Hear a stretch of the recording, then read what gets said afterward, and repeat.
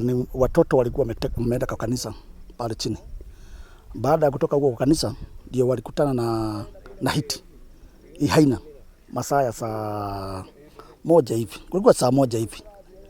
Juu habari ilikuwa inaendelea saa 1 hivi. Na wakati wa watatu waine, watatu walitoroka, mmoja akaanguka, Hiti kamchukua, hiyo haina kamchukua. Wakaenda naye.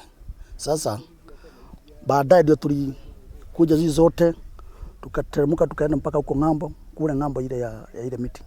Ndio tulikuta Hiti huko, hiyo haina huko. Na tukapata mtoto ule mabaki yake. Tunataka serikali iangalie mambo ya hii shamba. Hii mashamba ndio shinda hii ya hii fisi. Juu tayari watu wamekuja hapa ni wengi.